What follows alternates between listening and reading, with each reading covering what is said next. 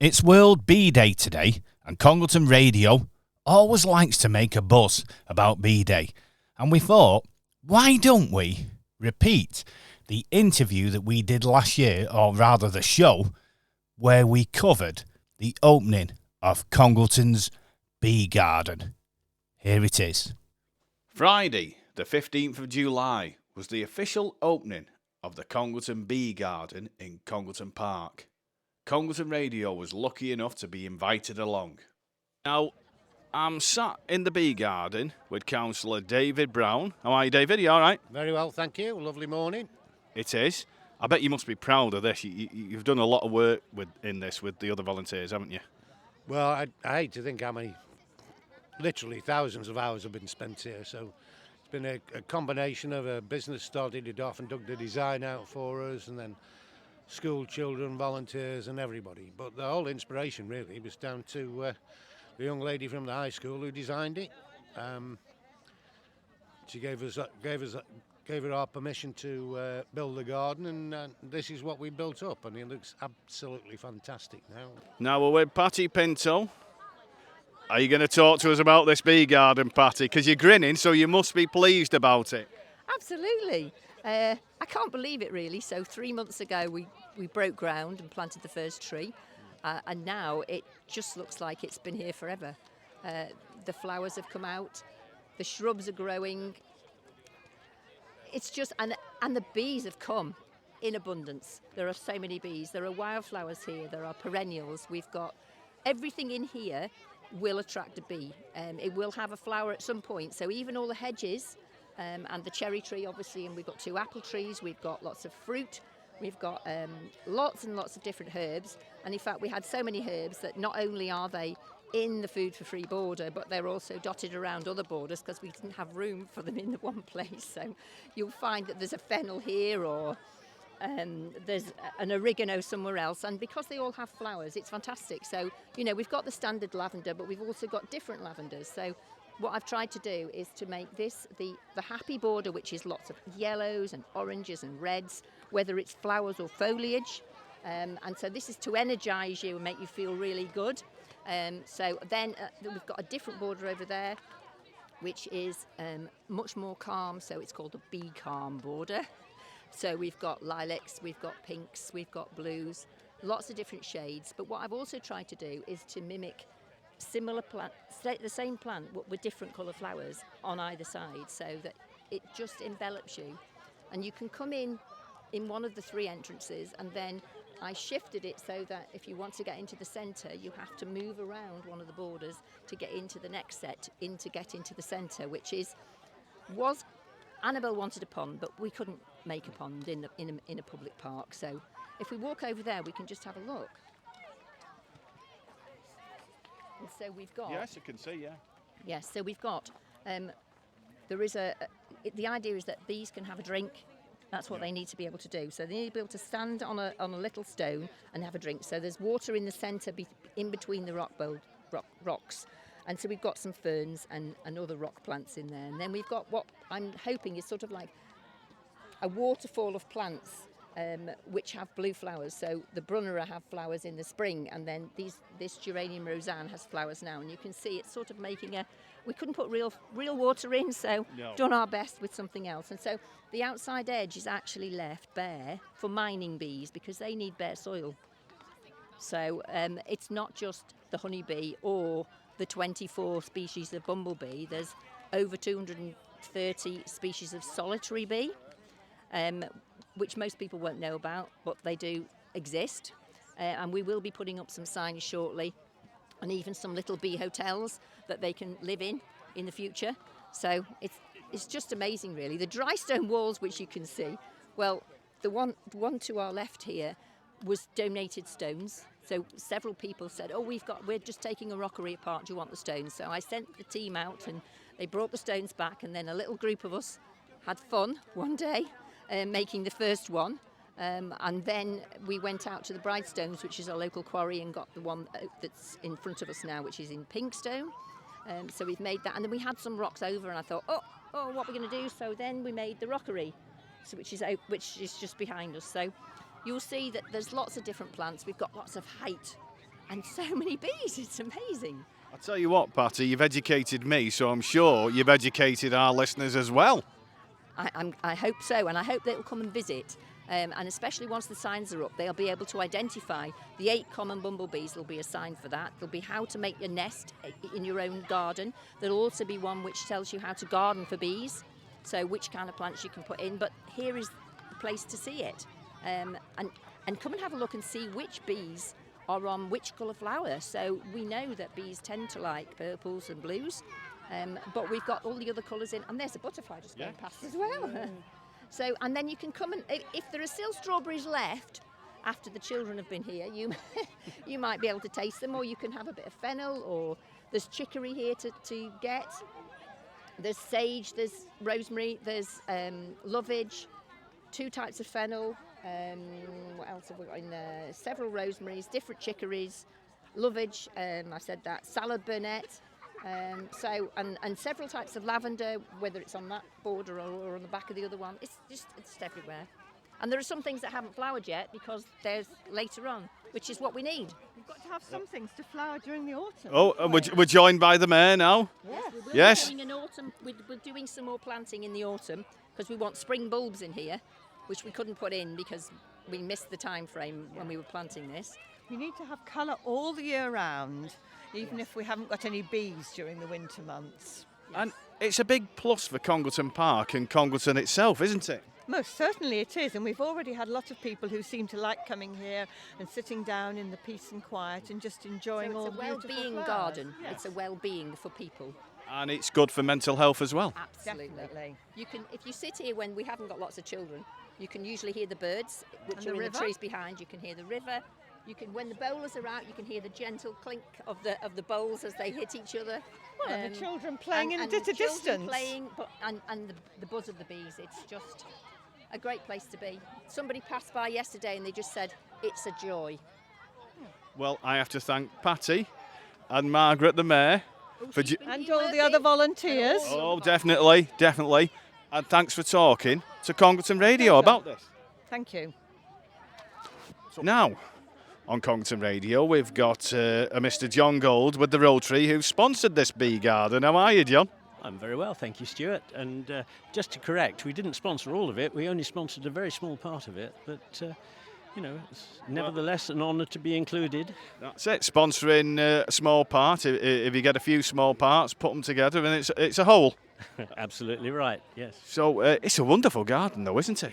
To delight, and to think that it was designed by a high school pupil as well. I mean, that's a credit to her, isn't it? Oh, this is a real credit, and like I've said to other people, this is a real feature for Congleton Park and Congleton itself. Yeah, I looked at it. I mean, it's the first time I've seen it in all its glory today, and it's like a mini version of Bridgewater, isn't it? It is. It goes to show how something like this can be done on an area. It doesn't have to be a massive area, but if you put thought and love into something, this is what can be achieved. A bit of everything, a lot of variety. Absolutely excellent. Well, thanks a lot for talking to us today, John. It's a great pleasure. And Lovely to see you here. And we'd like to thank the Rotary as well. Now, we're with Congleton's MP, Fiona Bruce here. You're enjoying a bit of cake there, Fiona. I'm upsetting your tea and cake session here, but you're willing to talk to Congleton Radio about the bee garden? I certainly am. I'm sat here in the sunshine, looking at this beautiful garden, having a cup of tea and a piece of cake. What more could I want in life? It's lovely.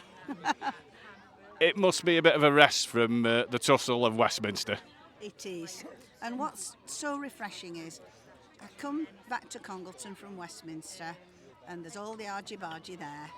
And here you've got community working together. You know, you've got Congleton in bloom, Friends of Congleton Park, you've got the Town Council, you've got the money that's been provided by so many local trusts, you've got the school children involved from many different schools. It's absolutely wonderful when you see community working like this together and producing something like this lovely garden here with hundreds of different plants and benches for people to sit on people enjoying it in the sunshine, and as we heard this morning, it's just be lovely. I mean, that's what we say at Congleton Radio, how the community pulls together in Congleton and can be seen pulling together from people like yourself, MPs, to all the different groups in Congleton, to just individuals that come down and help. It's a wonderful community atmosphere. It is. And you know, we shouldn't take this for granted, because this doesn't happen everywhere in the country. There will be millions of lonely people living in cities who would love to live in somewhere like this. We are very, very fortunate. But as you say, it happens because people make a difference. And you know, since I became a Member of Parliament, a long time ago now, 12 years, my faith in human nature has rocketed. You would think that becoming an MP would make you more cynical, that you might see the less attractive side of life in human beings, but no. Here in Congleton, I have seen so many people doing things for the community simply out of the goodness of their hearts, not for reward, not for pay, just to make a contribution. It's wonderful. Well, thanks a lot for talking to Congleton Radio today, Fiona. We appreciate it. Well, it's non-stop work here with Glenn. He never stops. How are you, Glenn? Busy as always. It's the silly season.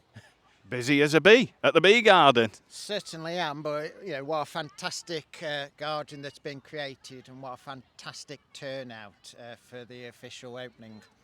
And of course, you're busy with Congleton Bloom at the moment, aren't you? Certainly am busy with Congleton in Bloom, and particularly with all this glorious weather at the moment, extra watering, but the bee garden is a key feature for this year's entry. Well, that's fantastic to hear, Glenn, and thanks for talking to Congleton Radio. Now, we're still at Congleton Park at the Bee Garden, and I'm with David. How are you, sir? I'm very well, thank you very much. So, what's your interest in this bee garden at the moment? Well, it's a great addition to the town park. It's a great addition to the town as a whole. The bee garden looks absolutely gorgeous. It's a beautiful piece of work. A lot of volunteering efforts gone into it, and it looks fantastic. I know, of course, there have been stories about bees losing their habitats and that sort of thing. So, anything like this that can promote bees and their healthy lives and so on has got to be good. Now, are you one of the volunteers that's helped with the garden and in Bloom? No, I haven't been involved in this at all. I just came along as a friend of mine who's loosely involved, and I came along to see what the event was all about. To offer support, and that's it. That's the thing, isn't it? If we need visitors in to see how good this is. Yes, absolutely, and it's well worth anyone's visit. Certainly is. It's an inspiration, isn't it? I almost feel like doing one of these in my back garden. Not that I could. Well, I wouldn't have a clue. I've got whatever the opposite of green fingers is, that's what I have. So it's good that there are people around here that that do have the skills and the knowledge. I'm glad that I found someone else that's hopeless at gardening like I am. Yeah. I blame it on me dogs, because as soon as we put plants in, the dogs go out and just trample them down. So. Yes, well, that's always a problem you've got to face with a dog or any other animals for that matter. But yeah, hopefully the local dogs won't wreck this one. And you brought your bike with you today? Yes, I've got this new cargo bike. We've only had it for a few weeks. It's owned through a grant that the old sawmill obtained, and it's a cargo bike, so it can take up to 100 kilos in weight, and we're using it at the moment for the meal deliveries that we do around the town for old and isolated people every Friday, and we'll expand that service hopefully, and this bike will be there to carry a lot of the load. Now, it's fantastic work that the old sawmill does, and volunteers like yourself that are doing this. And like you say, with this bike, it's really eco-friendly, isn't it? Yes, it's totally electrically powered. Well, it's electrically assisted. You still have to pedal, otherwise it would be a moped, and you'd have to have a license and pay tax and all the rest of it, insurance and so on. It will be insured for use on the roads, but it's just a fantastic addition to be able to do green deliveries around the town. And it's another plus for Congleton. Absolutely. It's fantastic. It's the only bike of its type in the town here. There are a few up in Macclesfield. I know a guy who's running a small business doing local deliveries there. He's given me some advice as to what to do to potentially set up the same thing here. Well, thanks for talking to us today, David. Congleton Radio. We really do appreciate it. Thank you very much. Now, we're still at the Bee Garden, and we've got Councillor Kay Wesley with us, and you've sponsored a bench here, haven't you, Kay? Yes, I have. For my mum, who loved Congleton Park and loved flowers and bees and all knew the names of all the flowers and was much more of a horticulturist than I was. So she died a couple of years ago, and I think it would be lovely to have a bench with her name on here. So that's what I've done. And what a wonderful project and a wonderful outcome this is. It's just amazing. I've already seen about 20 bees, so I'm very happy. The bee garden works. Congratulations to everyone that's made it. It's a lovely spot as well. You can't believe that, because it's not exactly massive, but what it does in that space, it does a lot. So much. I think Patty said there's 1,000 different species of plants. Absolutely incredible. And such a variety of flowers and herbs and fruit and vegetables and all the different, and the wet area in the centre. I mean, it's just so varied. So we're not only going to get bees, we're going to get a huge variety of insects. And it's really going to support biodiversity, which is one of our top priorities. And it's already doing its job, because as has been pointed out, bees and butterflies are already there. Definitely, yeah. What a lovely day. Well, thanks for talking to Congleton Radio, Kay. Thank you. Thanks. Now, we're still in Congleton Park at the Bee Garden, and we're with Councillor Russell Chadwick. How are you, Russell? You all right? I'm great, thanks very much, and thanks for turning up. What on a lovely day. Well, you've done a lot of work on this Bee Garden yourself, haven't you? Yeah. Well, we have been down on numerous occasions, planting up and watering. The problem we had initially was lack of water, so we've looked at all different solutions, and we've now got a pipe coming down to through the garden, so we've got water directly to the garden, which is great. That's the biggest problem we've got, is make all these areas in Congleton, keeping them watered. You know what, Congleton, in my opinion, is such a fantastic town for volunteers. People are all willing to come out and help, and I think we just need a conduit to do that. And next June, I think if we have a campaign of trying to recruit volunteers, that would be great. Now, I've said to David, I keep seeing him and yourself, you're like moles, you know, them whack-a-moles that they keep coming up all over the place. I never know where you're going to pop up next, but you are both all over the place, aren't you, with Congleton doing this stuff? We have a plan, and each night we're out for 2 or 3 hours. Like last night we were doing 5 o'clock, we were doing Mountbatten Way and Worrell Street and Kinsey Street. Well, thanks a lot for talking to us today on Congleton Radio, Russell. Well, thanks for taking the time to coming down, because Fiona Bruce opened the garden. She did a tremendous job, and thanks to all the volunteers that made it happen. It looks tremendous, and thanks very much to you. Oh, we appreciate that. We really do, Russell. Thank you.